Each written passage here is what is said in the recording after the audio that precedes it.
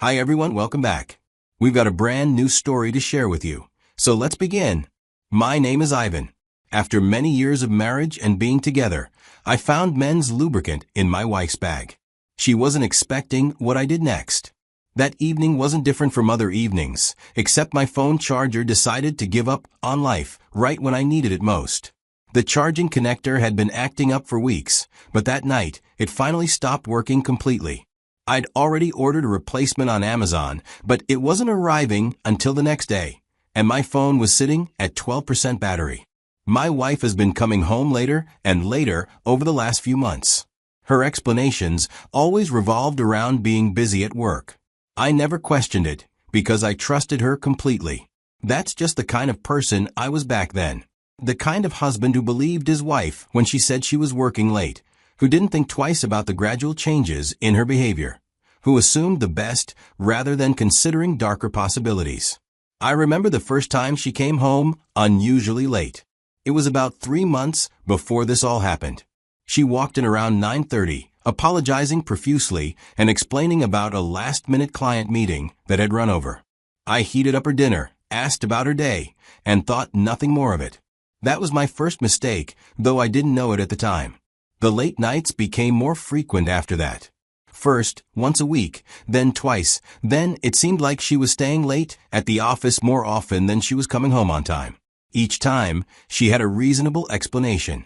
Project deadlines, difficult clients, and team meetings that couldn't be rescheduled. I never once questioned whether these explanations were true. During this period, I also noticed other subtle changes that I dismissed at the time. She became more protective of her phone, taking it with her everywhere, even to the bathroom. She started showering immediately when she got home, which she claimed was because she felt grimy after long days at the office. She seemed distracted during our conversations, often checking her phone while I was talking to her. Our physical intimacy also decreased significantly during those months. When I brought it up, she blamed stress from work and promised things would get better once her current projects were finished. I believed her because I wanted to believe her. The alternative was too painful to consider. That evening, she walked through the front door quite late, which had become routine.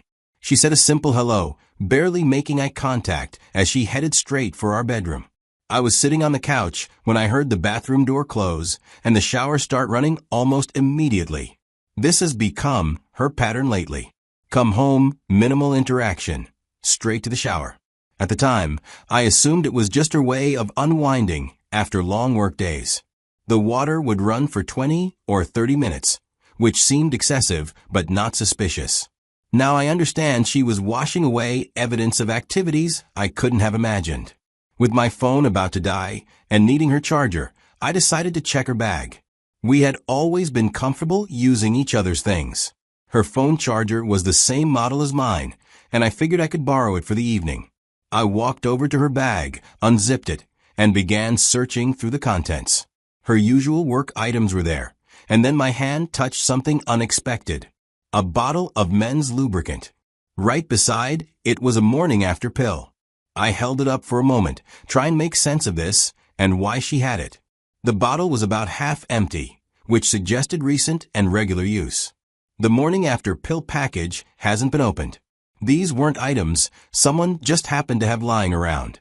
I stood there in our bedroom, holding these items, feeling like the ground was shifting beneath my feet. My mind raced through possible explanations, but none of them made sense in the context of a faithful marriage. I decided to leave everything in the bag and backed away. I went back to the living room and allowed my mind to wander. The implications of what I'd found were staggering. My wife wasn't just working late. She was seeing someone else. Someone who needed men's lubricant.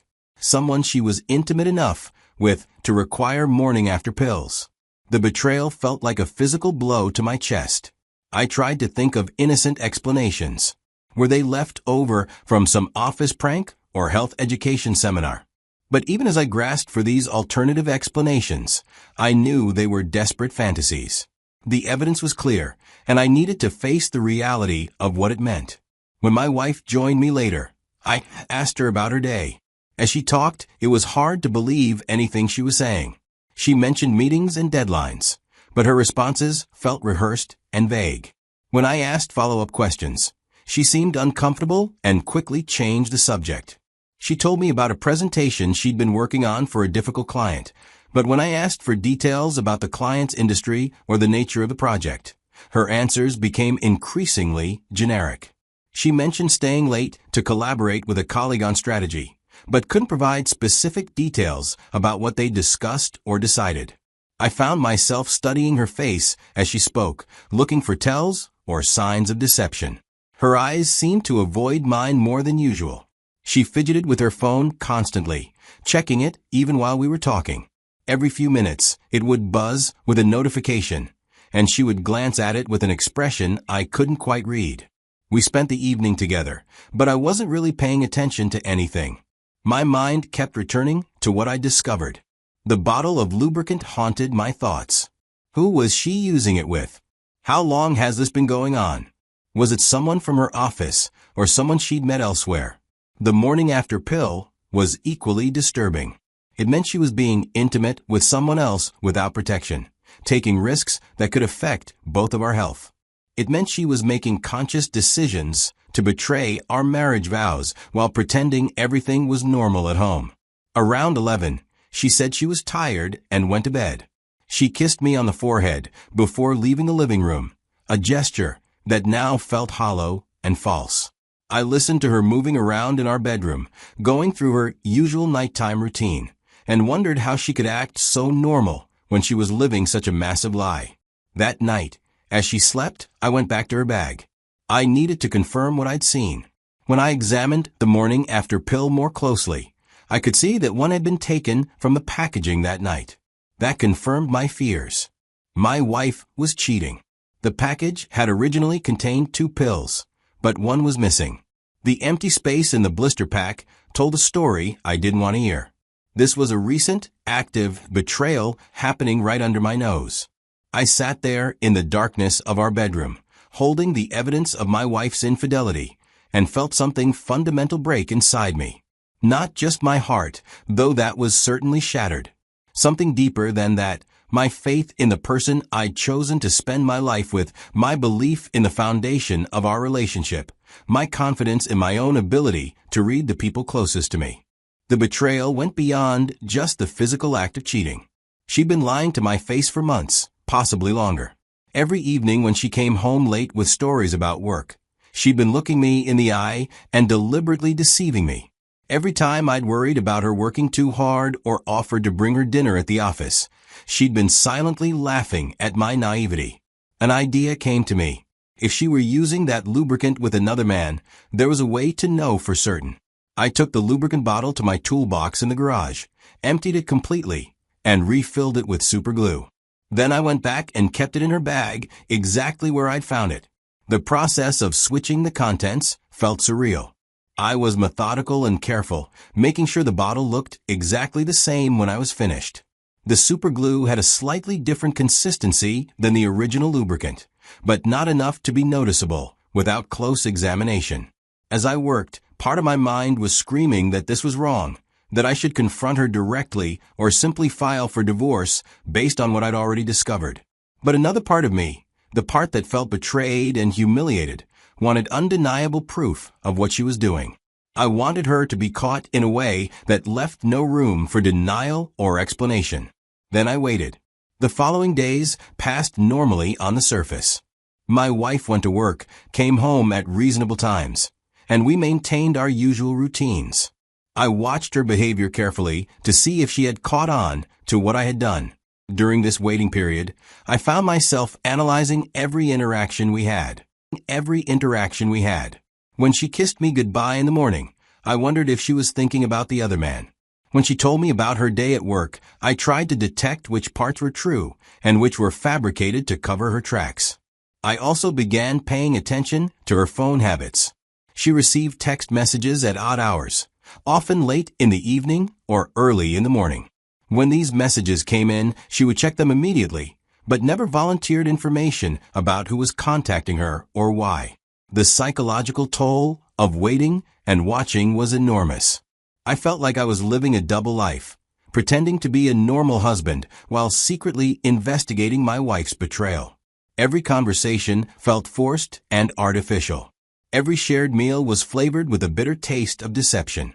I began having trouble sleeping, lying awake at night, wondering how long this had been going on. Had she been cheating when we celebrated our last anniversary? When we went on vacation earlier in the year? When she told me she loved me just last week? The result of my action came the next Friday night, when my wife stayed out so late that I had to call her. Without hiding anymore, she said she was hospitalized. I didn't ask why over the phone. I just drove there. The phone call was brief and cryptic. Her voice sounded strained and different from usual. She gave me the name of the hospital and her room number, but did not explain why she was there. The tone of her voice suggested this wasn't a minor issue. She sounded shaken and possibly in pain. The drive felt strange. Part of me was concerned about her well-being, but another part knew this was likely connected to what I'd done. I parked at the hospital and made my way to the emergency department. The hospital was busy that evening, with the usual collection of people dealing with various medical emergencies. I gave the receptionist my wife's name and explained that I was her husband. After checking my identification, she told me that my wife is in a room in the emergency ward. Walking through the hospital corridors, I felt a mixture of anxiety and grim satisfaction. If my suspicions were correct, and this was related to the super glue substitution, then I would finally have undeniable proof of her infidelity. But I also realized that I might have caused serious harm to another person, regardless of their betrayal. After speaking with the staff, I was directed to her room. When I saw her lying there with medical equipment around her and in 4-line, I was sure that what I was seeing and what I suspected were the same. I looked her in the eyes and called her a cheat. The sight of her in that hospital bed was jarring. She looked pale and uncomfortable, surrounded by medical equipment that suggested she was receiving treatment for something serious. When our eyes met, I saw immediate recognition and guilt in her expression. She knew exactly why I was there and what had led to her current situation. There was no confusion or surprise, just the look of someone who had been caught and knew the game was over. She knew that I knew. I don't know how, but somehow she'd figured out I was responsible for her being there. I didn't wait for explanations or justifications. I simply left the hospital and drove home. The confrontation had lasted less than 2 minutes, but I knew it was the end of everything we'd built together. The drive home was a blur of emotions. Relief that the truth was finally out in the open, without any guilt about the potential severity of what I'd done. The whole situation felt surreal, like I was watching someone else's life implode rather than experiencing my own. As I drove home, I realized the implication of using superglue instead of lubricant was more serious than I had thought. What I'd done could cause severe medical complications, and the fact that she was hospitalized meant it had caused real harm. The medical implications were significant. Super glue bonds rapidly with moisture and can cause chemical burns, tissue damage, and require emergency medical intervention to separate bonded surfaces. The emergency room staff would have had to work quickly to minimize damage and prevent permanent injury. I understood that my actions, while revealing the truth about her infidelity, didn't justify potentially causing her permanent injury. I knew the marriage was over. There was no recovery from this situation. She'd been unfaithful, and I'd responded in a way that she never saw coming. When I arrived home, I couldn't find the right word to describe how I was feeling. The life we'd built together was ending, and I could feel the weight of that reality settling over everything. Photos of happier times together now looked like evidence of a naive past, reminders of how wrong I'd been about the person I'd married. The divorce was messy, as expected. We communicated only through lawyers once she was released from the hospital. The legal proceedings began within weeks of the hospital incident. Her attorney immediately filed papers citing assault. The legal process was complicated by the unusual nature of what had occurred. Her lawyer argued that I had deliberately caused her physical harm. My lawyer countered with evidence of her adultery and argued that my actions were done as a prank, but I never knew my wife was cheating on me. Since we both worked and earned well, our assets were divided fairly. We didn't have children, which simplified the legal process significantly. Child custody battles often make divorces much more contentious and expensive, but we were spared that additional complication. The house was sold, and the proceeds were split equally. Our retirement accounts, investments, and other assets were also divided down the middle according to standard divorce procedures. We had accumulated a reasonable amount of wealth during our marriage, including savings, investment accounts, and equity in our home. The entire legal process took several months to complete. During this time, we maintained separate living arrangements and had no direct contact. All communication went through our respective attorneys. The process was expensive, emotionally draining, and time-consuming, but it was the only way to legally dissolve what had become an untenable situation. That's how I went from being married to being unmarried without warning. A broken phone charger led to a discovery that ended years of marriage in a matter of weeks. The trust that took years to build was destroyed in an instant, and there was no way to repair it. The irony wasn't lost on me that such a small, random event had led to such massive consequences. If that charger had continued working, I might never have searched her bag that night. I might have remained oblivious to her cheating for months or years longer. The entire trajectory of my life changed because of a $15 piece of electronics, giving up when it did. Looking back, I realized there might have been better ways to handle the situation. I could have confronted her directly about what I'd found. I could have gathered more evidence and simply filed for divorce. I could have suggested marriage counseling to try to understand what had led her to seek intimacy elsewhere. Instead, I chose a method that revealed the truth but also caused harm. The experience taught me several hard lessons about human nature and relationships. Betrayal brings out the worst in people, including myself. It showed that someone could make terrible decisions when hurt and angry. I also learned that revenge, even when it feels justified, might create more problems than it solves. I'm rebuilding my life now, learning to trust again while being more cautious. The whole experience changed my perspective on relationships fundamentally. I'm more aware of warning signs, more willing to ask difficult questions, and less inclined to ignore red flags in favor of maintaining peace. The process of rebuilding has been challenging, but also enlightening. I've had to examine my own character and acknowledge the capacity for poor judgment that led me to make such a dangerous decision. I've also had to work on trusting my instincts while not becoming so suspicious that I can't form meaningful relationships. Sometimes I wonder what would have happened if my charger hadn't broken that evening. Would I have ever discovered the truth about her infidelity? Would we still be married with me, unaware of what was really happening?